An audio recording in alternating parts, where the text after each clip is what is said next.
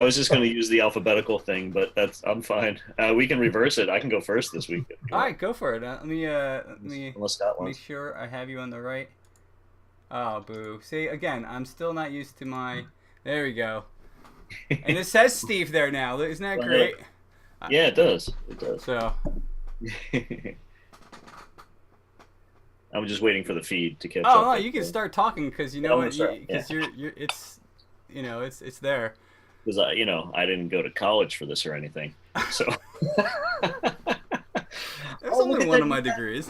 You got even my info up there. That's awesome. Yeah. So I chose Dragon's Milk because today I don't normally have a stout in my beer cellar, my refrigerator. No matter where I look, I don't often have stouts because it's not necessarily my big thing. But luckily today at our pub Isaac's in Newtown, Pennsylvania, they happen to have I think a really awesome.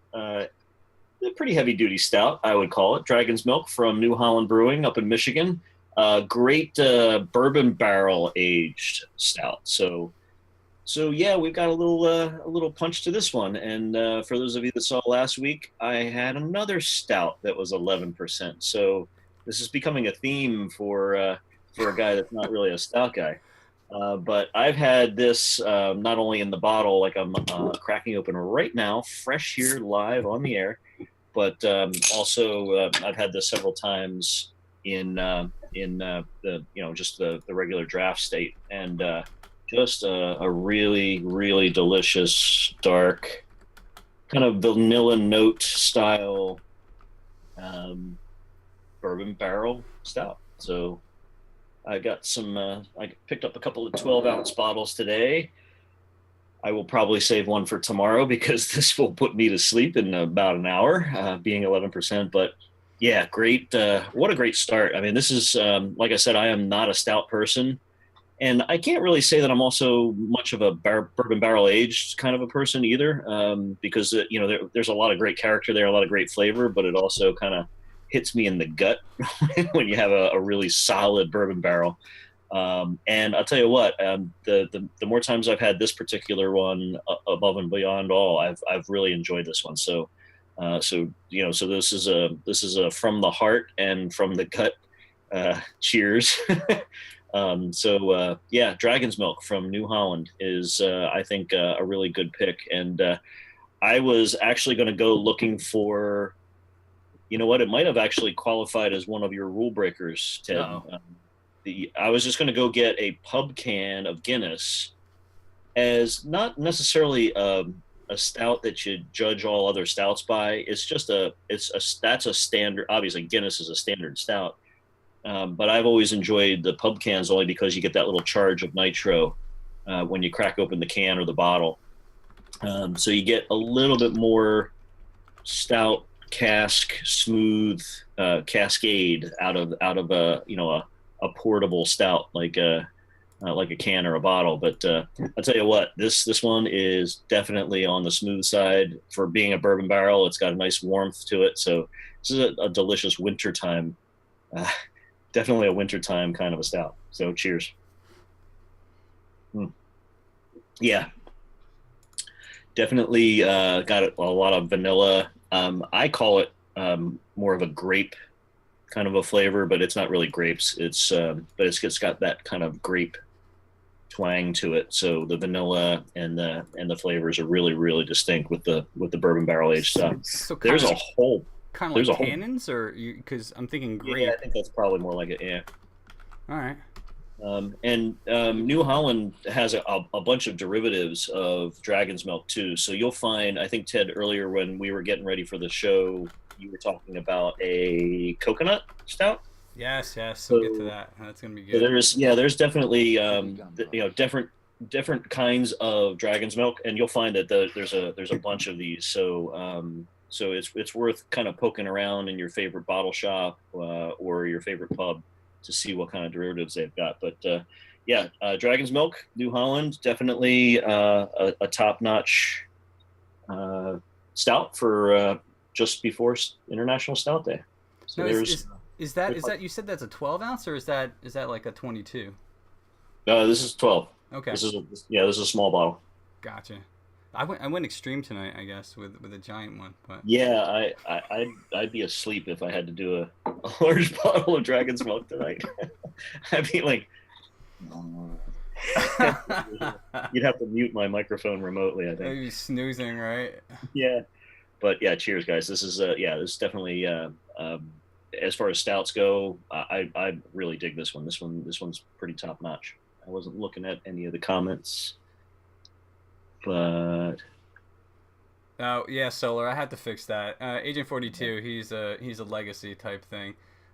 Um, he's a legacy bot. I brought him over from my old channel. And Solar, you know this, and Ray, but you know he's got all the configurations that I need so far. So, Scott, do you wanna go to yours next? Sure. All right. All right. So anybody that tuned in last week, we were talking about specific glasses, and one person, I apologize, I forget your name, but they mentioned they drink everything out of the Spiegelau glass. Hope I'm pronouncing that right. Looked it up, and I actually have that glass. So, we're going to try and drink out of that tonight. I did try and stick with the same brewery just because I love them. So we have another Carton beer tonight.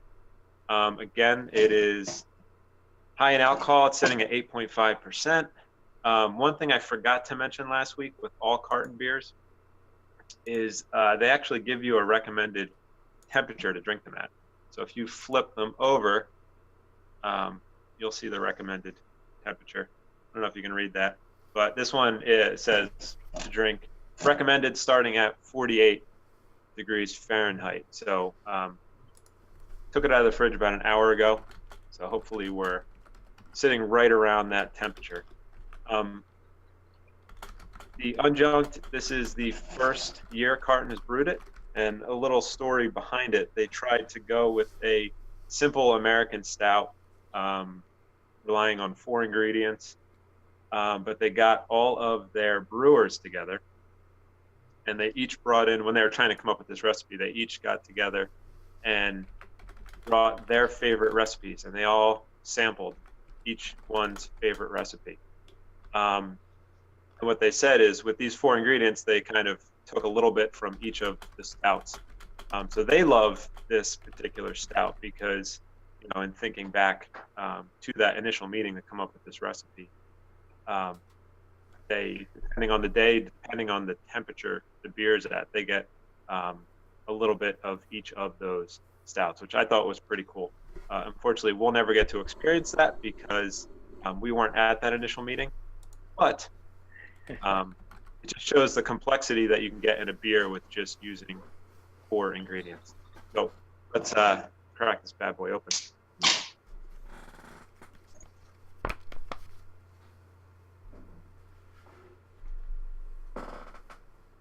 No, that shows off that glass nice.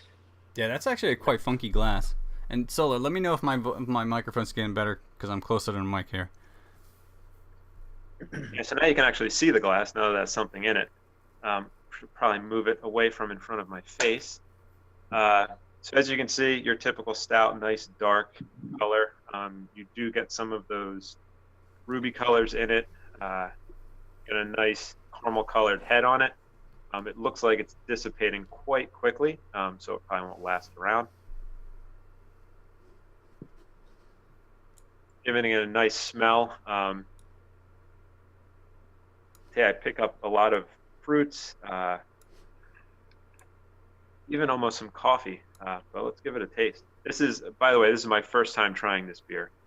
Just picked it up at the brewery about 3 weeks ago, and have held off till tonight on opening this up. So Papa Chubb wanted to know where the brewery's out of, Scotty. All right, so Carton is actually a very small brewery out of New Jersey. It's actually in Monmouth County near the Jersey Shore in a town called the Atlantic Highlands. They don't really distribute much outside of Jersey, if at all. As I was explaining last week, even in New Jersey, it's really difficult to find Carton beers at liquor stores. Really, in order to get anything, you have to either go to the brewery or find a restaurant, pub that may have it on tap. They distribute out to liquor stores, but it has such a cult following that it gets bought up almost within the hour of it arriving. It's somebody notices it's there and they call all their friends and they buy it out. It's even so bad that at the liquor store or at the brewery, when you go, they limit the amount you can actually purchase. Oh, wow. Normally of each of the types, all their beers are canned. They do growler fills and sampling at their brewery, but with the cans, they usually limit most of their beers that are canned to one case. I agree they need to expand. I know they currently have plans to expand the brewing floor. And I believe they're trying to get that done within the next half year. You would hope that would expand their distribution network. But, we'll see. I'm just lucky enough to live and work very close to it, so I can get there when I need to. So it's almost like an insult that I'm reviewing these beers that most people on this can't even get. But if you find it, as I said last week, I would recommend if you're within 2 hours of this brewery, absolutely make the trip to go there, because it is good. But look at the hours they're open. I believe they're only open Wednesday, Thursday, Friday nights, and Saturday and Sunday during the day. So they do have limited hours as well. Now, to that point though, Scotty, here's the maybe one day we can actually start doing like a beer trade from here. I think that actually would kind of be cool. And Ray, they do buy kegs, sell kegs, because I know we've had Carton boat beer in, which is another one of the beers they have in our pub in Pennsylvania. So we have gotten kegs of that. Yeah, do that. We could do a beer trade eventually. Let's get this off the ground a little bit first, and then we can definitely do a beer trade through the stream. I think that'd be kind of fun. Especially since, Ray, you're in England, you can send me all the great English beers. So Yeah. I'm up for that, man. Definitely up for that. So for Solar Ragnarok, what you see behind me is not my warehouse. It's actually my garage. Started this last week just because I had a crying baby in the house. So I needed to get away from the noise. So figured why not come down to the garage. And you know what? When I was thinking about where to set up this week, I just feel comfortable out here. And I have a cat dropping all sorts of stuff around. Part of the noise. Cute. Perfect. They do that. The cats, they wait for the most inopportune moment, and then they go and strike. So it's maybe ship some English beers over. Oh yeah, definitely. Right. I would love to get some other interesting English beers. I mean, last week I did I reviewed Landlord, which is, again, I mentioned was my favorite beer in the world, still is. But let's see. Hold on. Let's see how it turns out. Transporting alcohol across the ocean. You actually can. I've done it. I've actually shipped it home from Alaska, although it's not across the ocean. But I actually labeled it as fragile and told them that it was lava lamps. So it got through the mail and it got to my house, and that's all I cared about. But hey, why not? All right, I guess I'll go next here. I'm just gonna switch to the screen, and those are the rules, guys. I'm gonna flip to the beer screen here. I'm doing a beer from Boulevard. It is a brewery out of it's Kansas City, Missouri. This is a Imperial Stout. From 2015. It's a stout brewed with coconut. Like Scott, I've not tried this before. It's part of their smokestack series, which is kind of a limited. You can maybe see it up there. It's a limited brewing series that they do. I used to do a lot of traveling for work, and I was in Kansas for I think 6 months, and I fell in love with Boulevard's beer. They have a great IPA that I enjoy, and a wheat beer that I actually love. But they recently got to the East Coast, which was fantastic. Coconut beer, I'm out. Coconut beer, yeah. All right, well, right. It's not for everybody. It's like I said. I'm curious. I've never had this before. It's between this and something else, which I have down my fridge. I'm gonna review another day. But this is, like I said, it's called the Imperial Stout X, right? And it's again brewed with coconut. It's 11%, and it is very. That's a lot. And I don't normally drink a lot of high alcohol octane beers, ABV beers. Not anymore. I used to. Let's just open this up. And here's the other thing. When I was transporting this home in my car, it was being shaken up a bit. So we'll see how this goes. But they do have a little thing on the back here. It says, for a special treat, lovers of big, complex stouts, Boulevard Brewing Company offers the 2015 Imperial Stout X Series. The X Factor stands for key ingredient added, each several different limited releases planned throughout the year. And I guess, like I said, this says it has a toasted coconut, adding a sweet, subtle tropical note to an already empathetic malty forward. All right, so to our conversation last week, certain beers out of different glasses. I don't have the fancy glass that Scott has, but I was looking up what glass would be good for an Imperial Stout, and they said a chalice. So I have my Chimay chalice here. Trying to remember the place 2 or 3 hours from Richmond, Virginia. People have breweries in their garages. I'm waiting here. This is gonna either pop over. All right, there we go. No fuzz, no fizz yet. All right, great. I don't know if you can see this. My camera view is all sorts of off. But I mean, there's not really much difference in color to all these. They're all obviously all stouts, right? And it's just gonna be dark and roasty. I don't really smell a lot of coconut on the front end there, but well, no, maybe. Like I said, this is the first time I'm having this.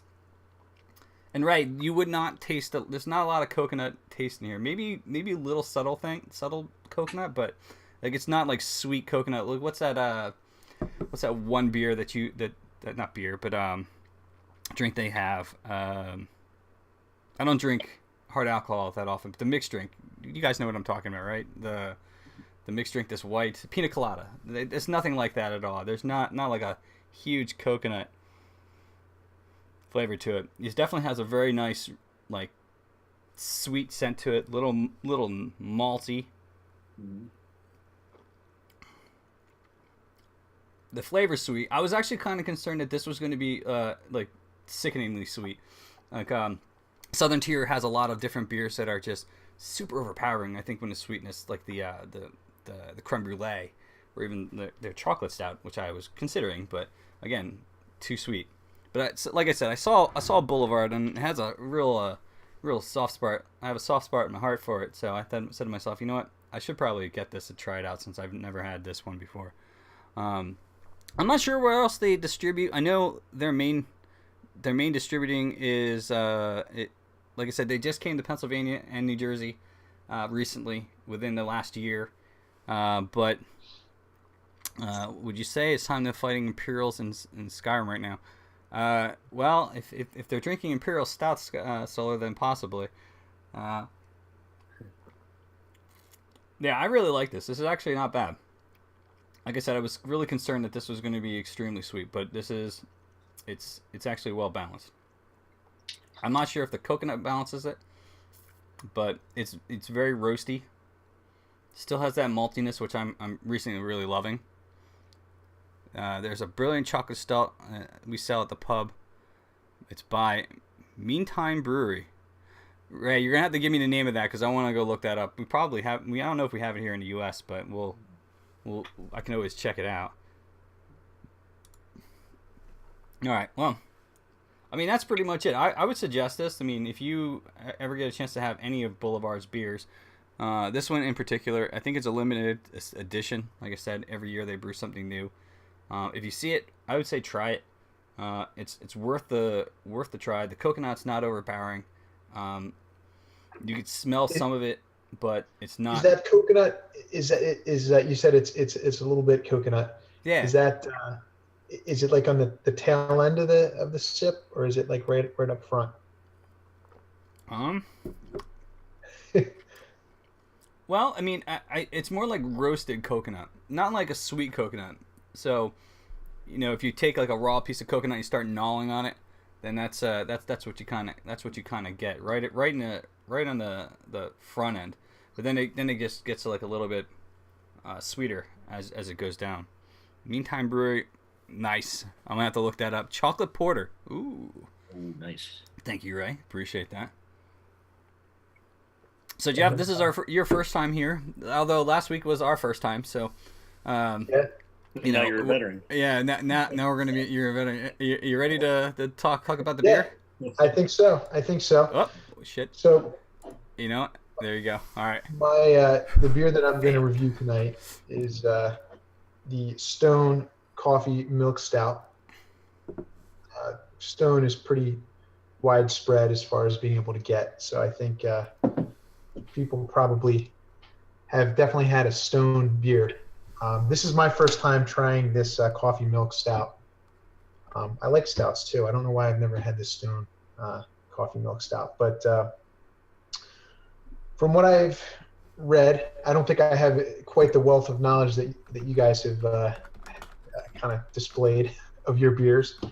But what I understand is there's a local coffee company called Ryan's that in San Diego that actually provides the coffee that they use to make this stout, which I think is pretty cool. So it's local ingredients, at least the coffee and the beer. But it's a traditional English style milk stout. So let me open it up here and get started. Yeah, you can actually get Stone beer now in Europe. So Stone, damn autocorrect. Yeah, I saw that. I was like, why are you breeding beer? They actually opened it up a brewery in I think it's in Germany. Stone opened a brewery. So for anybody who's over in the UK who's watching, I know Ray you are, but if you're over in the UK and you want to try Stone, it's readily available over there. So I took this bottle out of the refrigerator approximately an hour and 15 minutes ago, and it's at 62 degrees right now, Scott. So it's a little warmer than 48, as you had mentioned for your beer. I don't know, what's a good temperature to drink a stout at? Here, I'll pour up here. Honestly, I think anything over 40 degrees Fahrenheit. The worst thing you want to do is pull it fresh out of the fridge. Mm-hmm. Yeah, you gotta let that sit for a little bit. Ray would attest to that. Every beer should always be room temperature. At least.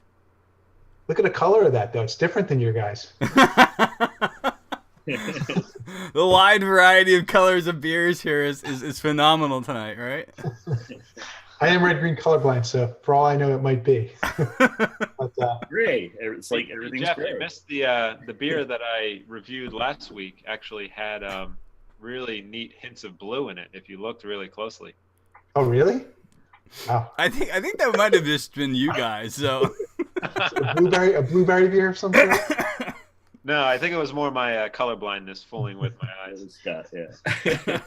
Did you really bring that up? Something about the lights in your garage, maybe? But as far as the smell, you can definitely get the malty coffee smell right off the top of this thing. It's outstanding. So let me drink this. I can't waste much more time waiting for this. Go for it. Very good. Very good. It's a little more bitter than other stouts that I've had, but I guess that's the English style. Coffee is definitely very prevalent. It's actually a little lighter or less creamy than some of the other milk stouts that I've had, but it's definitely, at the same time, it's got some sweetness to it. Very well balanced. I should have mentioned it's 5% alcohol, so it's definitely less powerful than what you guys are drinking. Oh man. I know. But yeah, it's outstanding. Very good. I'm actually realizing that my rate of drinking as I go from here, like it was a full glass. I just kind of, as I talk and socialize, and one of the reasons why I started